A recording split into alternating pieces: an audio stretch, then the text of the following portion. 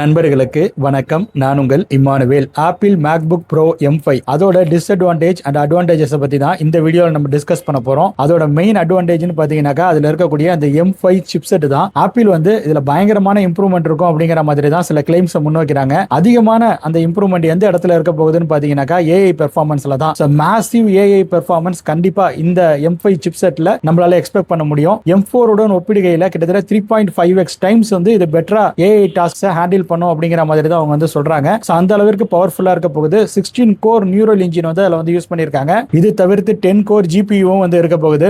M5 பாத்தீங்கன்னாக்கா இந்த Apple MacBook ப்ரோவுக்கு ஒரு மிகப்பெரிய ஒரு இம்பார்ட்டன்டான விஷயங்கிறதுல மாற்று கருத்துக்கள் கிடையாது. இன்னும் சொல்ல போனா இந்த மேக்புக் ப்ரோவோட USPA அதாவது யூனிக் செல்லிங் பாயிண்ட் இருக்கு இல்லையா, அது அந்த ஆப்பிள் M5 தான். 10 கோர் GPU இருக்குன்னு சொல்லியிருந்தேன் இல்லையா, அதுல ஒரு கோர்லயும் நியூரல் ஆக்சிலரேட்டர் இருக்குமா. அந்த வகையில பாத்தீங்கன்னாக்கா இதோட பெர்ஃபார்மன்ஸ் வந்து வேற லெவல்ல இருக்குங்கிறதுல எனக்கு எந்த விதமான மாற்று ஒப்பீனியன்ஸுமே கிடையாது. லாஸ்டா லான்ச் ஆயிருந்த அந்த M4 உடன் ஒப்பிடுகையில இது 3.5 டைம்ஸ் வந்து பெட்டரா செயல்படும் அப்படிங்கிற மாதிரி நம்ம வந்து பார்த்திருந்தோம் இல்லையா. அப்ப ஆப்பிள் M1 ஓட கம்பேர் பண்ணும்போது இது எந்த மாதிரியான பெர்ஃபார்மன்ஸை கொடுக்கும்னு கேட்டீங்கன்னாக்கா கிட்டத்தட்ட 6 மடங்கு அதிக பெர்ஃபார்மன்ஸை கொடுக்கும் அப்படிங்கிற மாதிரி தான் சொல்றாங்க. இதோட பேர்ல 5 இருக்கு.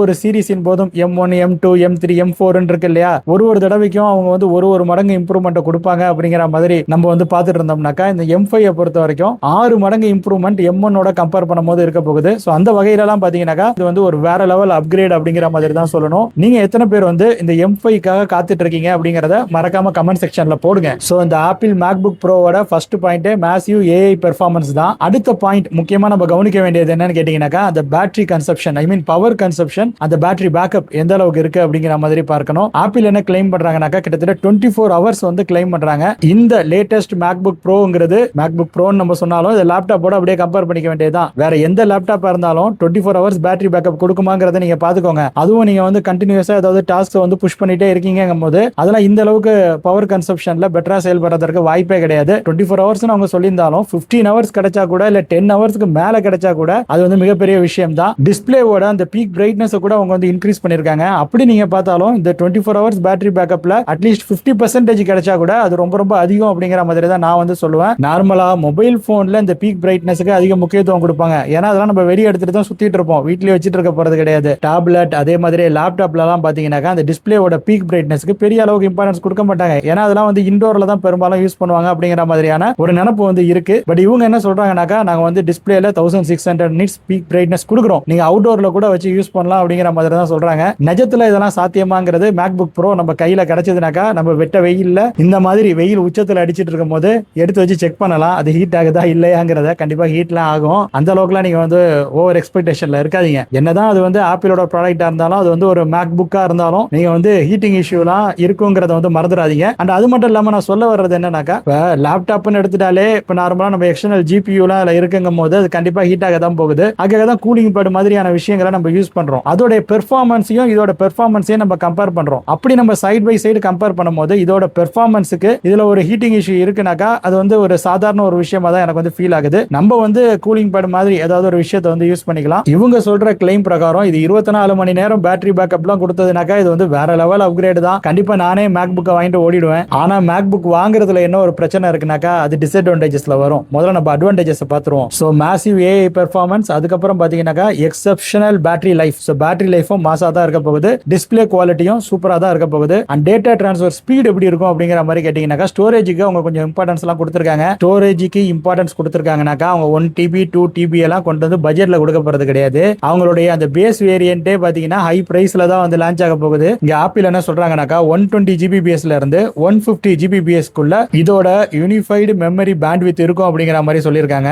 M4 உடன் கம்பேர் பண்ணும்போது இதுல டேட்டா டிரான்ஸ்ஃபர் ஸ்பீட் மற்றும் ப்ராசஸிங்ல கண்டிப்பா இம்ப்ரூவ்மெண்ட் இருக்குங்கிறதுல மாற்றங்களே கிடையாது. ஏஐ மாடல்ஸ் மற்றும் லார்ஜ் டேட்டா செட்ஸ் இது எல்லாத்தையும் ரொம்ப ஸ்மூத்தா ஹேண்டில் பண்ண முடியும் அப்படிங்கிற மாதிரி தான் ஆப்பிள் வந்து ஒரு கிளைமை முன்வைக்கிறாங்க. நான் கொஞ்ச நாளைக்கு முன்னாடி என்னோட சாம்சங் S24 அல்ட்ரால லாமாங்கிற ஒரு டூலை யூஸ் பண்ணி டீப் சீக்கை ஆஃப்லைன்ல கொஞ்ச நாளா பயன்படுத்திட்டு இருந்தேன். அவ்வாறு நான் பயன்படுத்தும் பொழுது அது எனக்கு எப்படி ஃபீல் ஆனிச்சுனாக்கா நல்லா தான் இருந்தது. பட் கொஞ்சம் டைம் வந்து எடுத்துக்கும். ஆஃப்லைன்ல ஏஐ எல்லாம் டவுன்லோட் பண்ணி யூஸ் பண்றதுக்கு ரொம்ப கேப்பபிளான ஒரு டிவைஸ்னு சொல்லலாம். ஓபன் சோர்ஸ் ஏஐ நிறைய இருக்கு. இப்போ டீப் சீக்கே பாத்தீங்கன்னாக்கா நமக்கு வந்து கிடைக்கும். அது உங்களுக்கு எந்த அளவுக்கு கன்வீனியன்ட்டா இருக்குங்கிறத பார்த்துட்டு அதை டவுன்லோட் பண்ணி நீங்க யூஸ் பண்ணி பாருங்க. எந்த அளவுக்கு பெர்ஃபார்ம் ஆகுது அப்படிங்கறத நம்மளும் வந்து தெரிஞ்சுக்கலாம். என் கையில இந்த M5 MacBook Pro கிடைச்சதுனாக்கா கண்டிப்பா நான் வந்து ஆஃப்லைன்ல ஏஐ நான் இன்ஸ்டால் பண்ணி யூஸ் பண்றதுக்கு ட்ரை பண்ணுவேன். டிஸ்பிளேவில் இருக்கிற இம்ப்ரூவ்மெண்ட் பத்தி நான் ஏற்கனவே சொல்லியிருந்தேன். இது ஏற்கனவே இருந்தது தான். லாஸ்ட் இயர்லயும் பாத்தீங்கன்னாக்கா அவங்க டிஸ்பிளேவுக்கு அதிக இம்பார்ட்டன்ஸ் தான் கொடுத்திருந்தாங்க. இந்த வருஷமும் பாத்தீங்கன்னாக்கா 14 இன்ச்சுக்கான ஒரு லிக்விட் ரெட்டினா XDR டிஸ்பிளே வந்து இருக்க போகுது. அது மட்டும் இல்லாம அதுல 1600 நிட்ஸ் பீக் பிரைட்னஸ் வந்து இருக்க போகுது. இதை ரீடைன் பண்ணிருக்கிறதே ரொம்ப நல்ல விஷயம் அப்படிங்கிற மாதிரி தான் நான் வந்து ஃபீல் பண்றேன். இது இல்லாம இந்த MacBook Proக்கு இருக்கக்கூடிய இன்னொரு அட்வான்டேஜ் Mac OS தான். ஆப்பிளோட எக்கோ சிஸ்டம் அதுதான் மிகப்பெரிய ஒரு அட்வான்டேஜா இருக்க போகுது. ஆப்பிளை பத்தி நம்ம பேசும்போது ஒவ்வொரு தடவையும் அதை சொல்லிட்டு தான் இருக்கோம். அவங்களுக்கான ஒரு SoC, அவங்களுக்கான ஒரு சிப்செட், அதை வந்து அவங்களே ஆப்டிமைஸ் பண்றாங்க, அவங்களுடைய சாஃப்ட்வேர். அது நல்லா தான் இருக்க போகுது. வேற ஆண்ட்ராய்டுல அந்த மாதிரி வந்து கிடையாது. SoC மேனுஃபேக்சரர் வேற ஒருத்தவனா இருக்கான். எல்லாருமே ஓபன் சோர்ஸ் ஆண்ட்ராய்டுல ஒரு ஸ்கின்னை போட்டு அவங்க ஆப்பரேட்டிங் சிஸ்டமா யூஸ் பண்ணிட்டு இருக்காங்க. என்னடா இவன் மறுபடியும் சொல்றானே அப்படிங்கிற மாதிரி நினைக்காதீங்க. ஆப்பிளோட மிகப்பெரிய அட்வான்டேஜ் பாத்தீங்கன்னாக்கா அவங்களுடைய ஓன் எக்கோ சிஸ்டம். அதனாலதான் அவங்களால அந்த டேட்டா டிரான்ஸ்ஃபர் இதெல்லாமே ஒயர்லெஸ்ஸா ரொம்ப சூப்பரா பண்ணிக்க முடியுது. அதாவது நம்ம மொபைல் போன்ல ஒரு வீடியோவை கேப்சர் பண்ணி ஈஸியா நம்மளால மேக்புக்கு ட்ரான்ஸ்ஃபர் பண்ணிக்க முடியுது. அண்ட் MacBook Pro யூஸ் பண்ணி நம்ம வந்து எடிட்டும் பண்ணிக்கலாம். அண்ட் எடிட்டிங்கும் பாத்தீங்கன்னா இதுல ரொம்ப ஸ்மூத்தா இருக்கும். அதெல்லாம் வந்து மாற்றங்கள் கிடையாது. இப்போ அவங்க கொடுத்திருக்கிற இந்த ஸ்பெக்ஸ் பிரகாரம் பாத்தீங்கன்னா கூட M5 வந்து வீடியோ எடிட்டிங்க்கு ஒரு மிகப்பெரிய அளவுல உறுதுணையாக இருக்கக்கூடிய ஒரு பவர்ஃபுல்லான ஒரு ப்ராசஸரா தான் இருக்குங்கிறதுல எனக்கு வந்து எந்த விதமான மாற்று ஐடியாவும் கிடையாது. என்விரான்மெண்டலி சஸ்டைனபிள் கன்ஸ்ட்ரக்ஷன் ஆப்பிள் என்ன சொல்றாங்கன்னாக்கா அவங்க பழசு பட்டெல்லாம் மறு உருவாக்கம் பண்ணியிருக்காங்கன்னு சொல்றாங்க. அதாவது 40% ரீயூஸ்டு ப்ராடக்ட். ஏற்கனவே அந்த மக்கும் குப்பை மக்கா குப்பைன்னு தனித்தனியா பிரிச்சு வாங்குறாங்க இல்லையா, அந்த மாதிரியான குப்பைகளை எடுத்து அதுல இருந்து ரீசைக்கிள் பண்ணி இந்த ப்ராடக்ட்டை உருவாக்கி இருக்கோம் அப்படிங்கிற மாதிரி சொல்றாங்க. கிட்டத்தட்ட 45% ரீசைக்கிள்டு மெட்டீரியல்ஸாலேயே இந்த MacBook Pro வந்து அவங்க வந்து உருவாக்கி இருக்காங்களாம். இன்னைக்கே இந்த Pentium 2 ப்ராசஸர், Pentium 1 ப்ராசஸர் அதோட நிலைமெல்லாம் என்னன்னு உங்களுக்கு வந்து தெரியும். அதாவது அதுக்காக ஒரு CPU பில்ட் பண்ணியிருந்தாங்க இல்லையா, அதெல்லாம் எடுத்து கொண்டு போய் அதை உருக்கி அதுல இருந்து தங்கம் எடுக்கிறோம், அது மாதிரி நிறைய சொல்றாங்க. பட் எனிவே ஆப்பிள் வந்து இந்த மாதிரி ரீசைக்கிள்டு மெட்டீரியல்ஸ்க்கு மூவ் ஆயிருக்கிறதுங்கிறதும் நல்ல விஷயம் தான். இந்த இனிஷியேட்டிவ்ஸை எல்லாருமே வந்து எடுக்கிறாங்க. இனிமே வரக்கூடிய ப்ராடக்ட் எல்லாமே எக்கலாஜிக்கல் ஃப்ரெண்ட்லியா இருக்கிறது அவசியம் அப்படிங்கிற மாதிரி தான் நான் கருதுறேன். அது மட்டும் இல்லாம 100% ரீசைக்கிள்டு அலுமினியம் அண்ட் கோபால்ட் அப்படிங்கிற மாதிரி அவங்க சொல்லியிருக்காங்க. ஷிப்பிங்லாம் பண்ணும்போது கூட ஃபைபர் பேஸ்டு பேக்கேஜிங்ல தான் அவங்க வந்து ஷிப் பண்ணுவோம் அப்படிங்கிற மாதிரி ஒரு வாக்குறுதி வேற கொடுத்திருக்காங்க. சோ ஏதாவது ஒரு பிளாஸ்டிக் யூஸ் பண்ணி அவங்க வந்து ஷிப் பண்ணாம ஃபைபர் பேஸ்டு ப்ராடக்ட்ஸ் யூஸ் பண்ணி தான் நாங்க வந்து ஷிப் பண்ணுவோம்னு சொல்றாங்க. அட்டைப்புட்டி தாங்க. அந்த அட்டைப்புட்டியில ஷிப் பண்ற விஷயத்தை தான் இவங்க தனித்துவமா இப்படி அழகா ஃபைபர் பேஸ்டுன்னு சொல்றாங்க. இந்த விஷயத்துல தான் ஆப்பிள் வந்து வேற லெவல்னு நம்ம வந்து சொல்லணும். சாதாரண ஒரு விஷயம், ஆனா அதுக்கு அவன் ஒரு விஷயம் அவனை விளக்குறான் பாத்தீங்களா. அவன் ஒரு பேர் ஒன்று வச்சிருக்கான் பாருங்க. எத்தனை பேருக்கு இந்த மாதிரி வந்து தோணி இருக்கு, நாங்க பாக்ஸ்ல போட்டு ஷிப் பண்ண போறோம் அப்படிங்கிற மாதிரி வந்து சொல்லுவாங்க. பட் ஆப்பிள் பாத்தீங்கன்னா அதுக்கு ஒரு பேர் கொடுக்குறாங்க பாருங்க, எவ்வளவு அழகா. Fibre based packaging. கொஞ்ச நாளைக்கு முன்னாடி உலக நாடுகள்லாம் சேர்ந்து 2030க்குள்ள நாங்க வந்து இந்த கார்பன் எமிஷனை வந்து கட்டுக்குள்ள கொண்டுட்டு வந்துருவோம் அப்படிங்கிற மாதிரி ஒரு கார்பன் நியூட்ரல் மிஷனை வந்து முன்னெடுத்து வச்சாங்க. அந்த கார்பன் நியூட்ரல் மிஷனுக்கு ஆதரவு தெரிவிக்கிற வகையில, அதற்கான அந்த இனிஷியேட்டிவ்ஸ் எடுக்கிற வகையில ஆப்பிள் வந்து இந்த மாதிரியான ரீசைக்கிள்டு மெட்டீரியல்ஸ் எல்லாம் யூஸ் பண்ணி செய்யறாங்களாம். அதையும் அவங்க வந்து சொல்லியிருக்காங்க. அதுதான் ரொம்ப முக்கியமான விஷயம். இந்த மாதிரி ஒரு விஷயத்தை செய்யறது பெருசு கிடையாது. பட் அதை வச்சு என்னென்ன மாதிரி எல்லாம் அதை பிரசன்ட் பண்ணணுங்கிறது ரொம்ப ரொம்ப பெரிய மேட்டர்.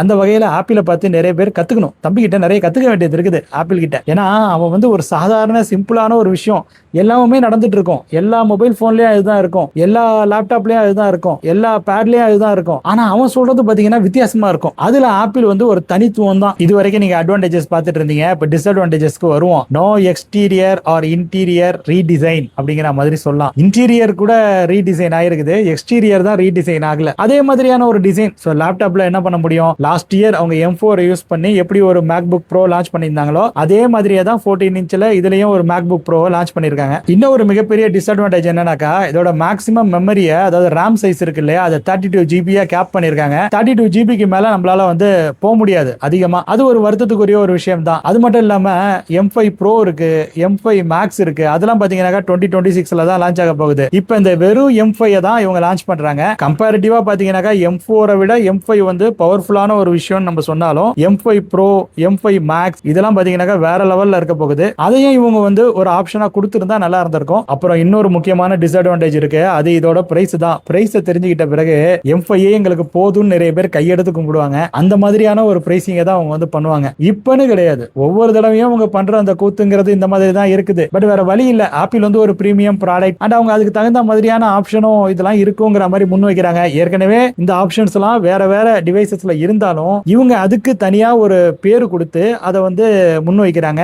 இப்படி எல்லாம் பார்க்கும்போது பாத்தீங்கன்னா இந்த பிரீமியம் பிராண்டுக்கு அவங்க மினிமம் 1,70,000 ரூபாய் சார்ஜ் பண்ணுவாங்க அப்படிங்கிற மாதிரி தான் என்னால நம்பிக்கையோட சொல்ல முடியும். அது மட்டும் இல்லாம பாத்தீங்கன்னா பாத்தீங்கன்னாக்கா அவங்களோட ஹையர் டயர் வேரியண்ட்டுக்கு 2 லட்சம் வரைக்கும் போகும் பிரைஸ். M5 தான் இதுல இருக்க போகுது. M5 Pro, M5 Max எல்லாம் வரும்போது அதெல்லாம் என்ன பிரைசிங்க்கு வருங்கிறத நினைச்சு பாக்குறதுக்கே பயமா இருக்குப்பா. அடி கொடுத்த கைப்புள்ளைக்கே காயம்னாக்கா அடி வாங்கினவன் நிலைமையை நினைச்சு பார்க்க முடியலங்கிற மாதிரி இந்த M5 Pro, M5 Max இதெல்லாம் வரும்போது என்ன பிரைஸுக்கு வருங்கிறத இப்பயே நம்மளால யூகிக்கவே முடியல. 3 லட்சமா, 4 லட்சமா, 5 லட்சமா, எங்க போகும்னே தெரியல. 16 இன்ச் டிஸ்பிளேவோட இந்த M5 யூஸ் பண்ணி ஆப்பிள் வந்து ஒரு வேரியன்ட் லான்ச் பண்ணுவாங்க அப்படிங்கிற மாதிரியான ரூமர்ஸ் எல்லாம் போயிட்டு இருந்தது. அதெல்லாம் கிடையாது அப்படின்னு சொல்லி அடிச்சு துரத்தி விட்டாங்க. இதே 14 இன்ச் டிஸ்பிளேவை நீங்க பயன்படுத்திட்டு சந்தோஷமா இருங்க அப்படிங்கிற மாதிரி சொல்லிட்டாங்க. அது ஒரு டிராபேக் தான். ஒரு ப்ராடக்ட் வரும்போது வர்றதுக்கு முன்னாடி அவ்வளவு ரூமர்ஸ் வந்து வருது. அந்த மாதிரியான ஒரு ரூமர் தான் இது. கொஞ்சம் ஹையர் டிஸ்பிளே சைஸோட ஒரு மாடல் வரும் அப்படிங்கிற மாதிரியான இந்த ரூமர். அது மட்டும் இல்லாம ப்ளூ கலரா அது வந்து இருக்கும் அப்படிங்கிற மாதிரியும் ரூமர்ஸ் போயிட்டு இருந்திருக்கு போல. அதெல்லாம் கிடையாதுன்னு அவங்க சொன்னது வந்து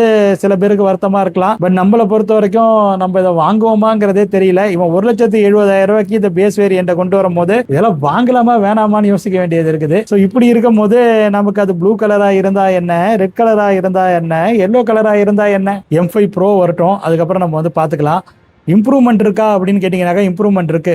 ஏஐ கேப்பபிலிட்டிஸ் மாதிரியான அந்த விஷயங்கள்ல இம்ப்ரூவ்மெண்ட் இருக்கு. ஏஐ ப்ராசஸிங்கில் இம்ப்ரூவ்மெண்ட் வந்து கண்டிப்பாக வந்து இருக்கு. பட் மற்றபடி பார்த்தீங்கன்னாக்கா இப்போ உடனே M4 எக்ஸ்சேஞ்சில் கொடுத்துட்டு இல்லை M4 வித்துட்டு இந்த M5 வாங்கணும் அப்படிங்கிற ஒரு நீட்லாம் கிடையாது. நீங்கள் வெயிட் பண்ணி பார்க்கலாம். நாளாக பார்த்தீங்கன்னாக்கா இந்த டெக்னாலஜியில் இம்ப்ரூவ்மெண்ட் வந்துட்டு தான் இருக்க போகுது. அதனால் அவசரப்படாதீங்க. M5 Pro, M5 Maxலாம் வந்து லான்ச் ஆகட்டும். அதுக்கப்புறம் அதோட பெர்ஃபார்மன்ஸ் அதையும் நம்ம வந்து கம்பேர் பண்ணலாம். இப்போதைக்கு இந்த மாதிரியான ஒரு டிவைஸ் லான்ச் ஆயிருக்குங்கிறத நீங்க தெரிந்து வைத்துக் கொள்ளுங்க. உங்களுடைய ஒப்பீனியனை மறக்காம நீங்க கமெண்ட் செக்ஷன்ல விடுங்க.